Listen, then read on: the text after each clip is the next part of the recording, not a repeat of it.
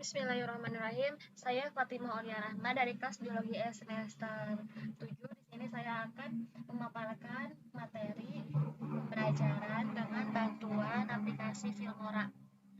Pertama-tama kita harus membuka terlebih dahulu aplikasi Filmora yang telah diinstal di laptop kita. Nah, aplikasi Filmora ini berfungsi untuk merekam layar dan untuk mengedit video.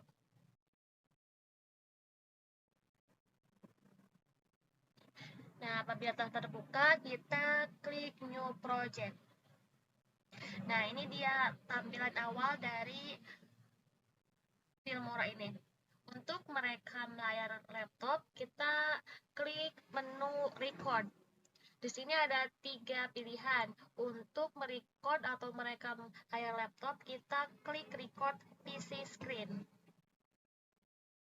Nah, ini telah dimulai perekaman layar laptop ditandai dengan adanya icon recording ini. Langsung saja kita mulai masuk ke materinya ya. Nah, ini dia materinya. Bismillahirrahmanirrahim. Assalamualaikum warahmatullahi wabarakatuh. Pada kali ini kita akan mempelajari mengenai materi pencemaran lingkungan. Dalam materi ini terdapat 3 pokok bahasan, yaitu yang pertama ada definisi pencemaran lingkungan, yang kedua ada jenis-jenis pencemaran lingkungan, yang ketiga ada penyebab pencemaran lingkungan. Kita masuk ke materi pertama terlebih dahulu, yaitu definisi pencemaran lingkungan, yaitu masuknya zat, energi unsur, atau komponen lain ke dalam lingkungan yang menyebabkan ketidakseimbangan lingkungan. Selanjutnya, materi kedua yaitu jenis-jenis pencemaran lingkungan. Ada yang berdasarkan zat pencemarannya terbagi menjadi 3, yaitu yang pertama ada pencemaran kimiawi, merupakan pencemaran yang diakibatkan oleh masuknya zat-zat kimia baik organik maupun anorganik. Contohnya yaitu zat radioaktif, deterjen, merkuri, dan lain sebagainya. Yang kedua ada pencemaran fisika, merupakan pencemaran yang diakibatkan oleh masuknya zat padat berupa sampah plastik, zat cair berupa limbah, dan zat gas berupa asap.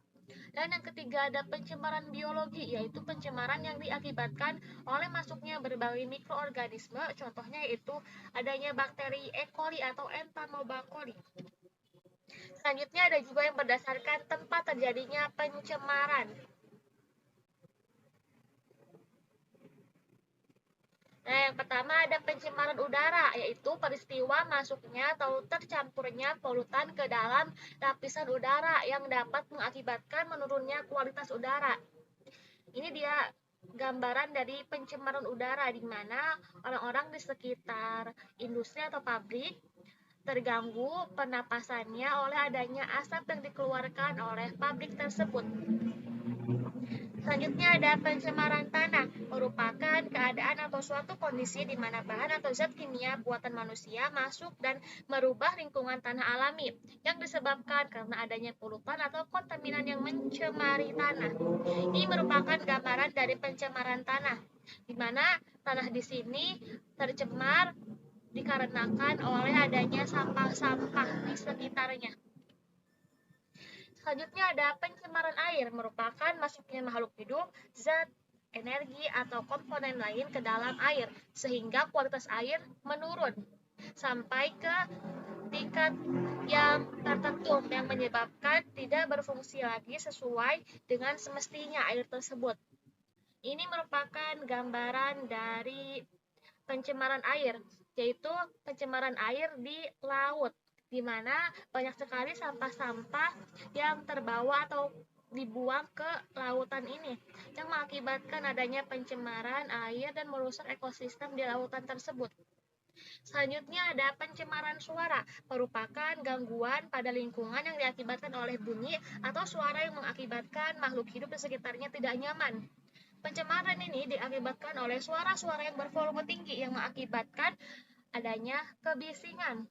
Ini merupakan contoh dari pencemaran suara, di mana seorang pria yang terganggu pendengarannya karena kebisingan dari suara-suara kendaraan, kereta api, pesawat terbang. Selanjutnya ini ada pengeras suara dan ada sound. Selanjutnya materi yang ketiga yaitu ketahui penyebab yang menyebabkan adanya pencemaran lingkungan yang telah kita bahas di materi sebelumnya. Nah, yang pertama itu ada penyebab pencemaran udara yang dibagi menjadi dua faktor, yaitu yang pertama ada faktor alam. Contohnya, gunung berapi yang mengeluarkan abu dan gas vulkanik, kebakaran hutan, dan kegiatan mikroorganisme. Polutan yang dihasilkan biasanya berupa asap, debu, dan gas. Nah, ini merupakan contoh dari penyebab pencemaran udara yang diakibatkan oleh faktor alam, adanya kebakaran hutan yang mengakibatkan asap sehingga terganggunya pernafasan manusia. Selanjutnya, faktor yang kedua yaitu faktor manusia yang diakibatkan oleh segala aktivitas manusia. Yang pertama ada pembakaran, yaitu pembakaran sampah, kendaraan bermotor, dan kegiatan industri. Yang kedua ada proses peleburan, yaitu proses peleburan baja dan pembuatan aspal. Selanjutnya ada pertambangan dan penggalian. Lalu ada proses pengolahan dan pemanasan. Dan yang terakhir ada pembuangan limbah, baik limbah industri maupun limbah rumah tangga. Nah, ini merupakan gambarannya dari faktor yang disebabkan oleh adanya asap dari proses pembakaran di kegiatan industri atau pabrik yang mengakibatkan perempuan ini terganggu pernapasannya. Selanjutnya ada penyebab dari pencemaran tanah yang dibagi menjadi 5 berdasarkan tipe polutannya, yaitu yang pertama ada biopolutan, merupakan polutan yang berasal dari agen-agen biologi yang biasanya dapat berperan sebagai pupuk kompos bagi tanaman dalam tanah. Jenisnya berasal dari hasil ekskresi manusia, burung, maupun hewan lainnya. Lalu ada aktivitas pertanian yang berasal dari zat-zat kimia seperti pestisida, herbisida, dan lainnya yang digunakan secara berlebihan yang berpotensi mencemari tanah dan berbahaya bagi kesehatan manusia. Selanjutnya ada radioaktif seperti nitrogen, uranium, dan lain-lain. Zat radioaktif ini dapat menyumbat tanah dan memberikan efek toksik bagi makhluk hidup di sekitarnya. Nah, ini merupakan gambaran dari tanah yang telah terkontaminan atau tercemar oleh zat-zat radioaktif, sehingga masyarakat itu diharapkan untuk menjauh dari tanah tersebut atau wilayah tersebut. Selanjutnya ada limbah urban, yaitu limbah yang dihasilkan dari rumah tangga dan sebagai hasil aktivitas manusia. Polutan tersebut antara lain sampah plastik, limbah domestik maupun komersial, dan materi-materi buangan lainnya. Nah, ini merupakan gambaran dari limbah-limbah urban yang terbuang atau yang dibuang di tempat pembuangan akhir yang menyebabkan tanah-tanah di sekitarnya menjadi tercemar. Selanjutnya ada limbah buangan industri. Itu berupa logam seperti timbal, merkuri, arsenik, nikel, dan lain sebagainya. Contoh dari limbah buangan industri ini yaitu ada pada semburan lumpur lapindo di Kabupaten Sidoarjo. Ini merupakan gambarannya. Sehingga masyarakat di sekitar tidak bisa tinggal di tempat tersebut lagi. Selanjutnya ada pencemaran air. Yang pertama ada limbah yang dihasilkan dari aktivitas rumah tangga. Ini merupakan penyebab pertama. Contohnya itu sampah-sampah plastik yang berasal dari rumah, sekolah, kantor, dan lain-lain. Nah, ini merupakan gambaran dari limbah yang dihasilkan aktivitas rumah tangga yang dibuang oleh para warga ke sungai, sehingga mengakibatkan adanya pencemaran air di sungai tersebut. Selanjutnya ada penyebab yang kedua adalah limbah industri, yaitu limbah yang berasal dari pabrik atau industri yang dibuang secara langsung ke sungai, danau, atau pipa saluran air. Nah, ini merupakan contoh gambarnya. Limbah-limbah ini tidak ditampung terlebih dahulu oleh pemilik atau pengelola dari industri tersebut sehingga langsung dibuang ke sungai yang mengakibatkan sungai tersebut akhirnya menjadi tercemar. Lalu ada limbah pertanian, yaitu mengandung polutan insektisida yang berasal dari pestisida. Insektisida ini dapat mematikan biota sungai. Lalu ada penggunaan bahan peledak atau racun ketika menangkap ikan. Racun yang digunakan oleh para nelayan ini dapat berpengaruh pada ekosistem air, sehingga air atau lautan yang disebabkan adanya peledakan atau racun ini menjadi tercemar. Lalu yang kelima adanya pertambangan dan tumpahan minyak, yaitu pengolahan sejumlah barang tambang secara langsung ke air ataupun melalui udara yang nantinya akan turun ke air. Dampaknya tentu akan mempengaruhi kualitas dari air itu sendiri.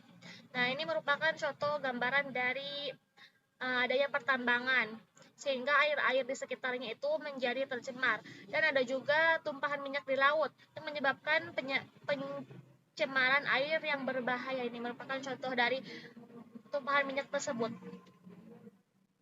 Selanjutnya ada penyebab pencemaran suara. Yang pertama ada aktivitas industri, di mana aktivitas ini biasanya menggunakan mesin-mesin besar yang menghasilkan suara bising. Ini contohnya di industri-industri. Ada juga contohnya di pabrik-pabrik batu yang membuat kebisingan. Selanjutnya ada event tertentu. Hiburan seperti musik dalam event tertentu biasanya dimainkan dengan volume yang cukup tinggi sehingga tak jarang mengganggu orang di sekitarnya. Ini merupakan gambarannya. Ada seorang anak yang kebisingan atau menjadi terganggu pendengarannya oleh adanya sound ini.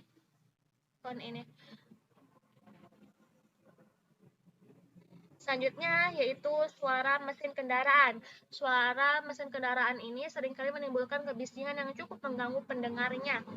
Apalagi untuk para warga yang tinggal di sekitar di pinggir jalan itu. Lalu ada pesawat udara. Nah, pencemaran suara ini dapat dirasakan bahkan dari jarak yang cukup jauh dari penerbangan pesawat tersebut. Ini merupakan contoh seorang perempuan yang merasa terganggu pendengarannya akibat adanya suara-suara bising di sekitarnya, ada dari kendaraan maupun dari pesawat dan dari bor ini. Mungkin cukup sekian materi kali ini, semoga bermanfaat dan semoga dapat dipahami.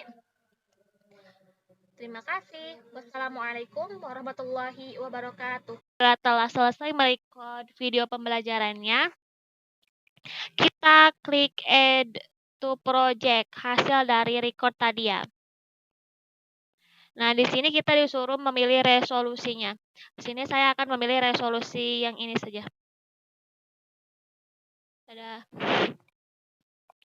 Nah, ini dia telah selesai. Dan apabila teman-teman ingin menambahkan audio, maka klik menu audio. Di sini sudah ada audio-audionya. Nanti tinggal di-download saja.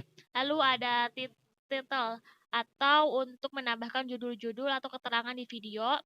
Lalu ada transisi untuk mentransisi antara satu video ke video lainnya. Ada juga efek-efek di sini. Lalu ada elemen untuk menambahkan elemen-elemen ini di video. Seperti itu. Dan apabila telah selesai mengedit video ini,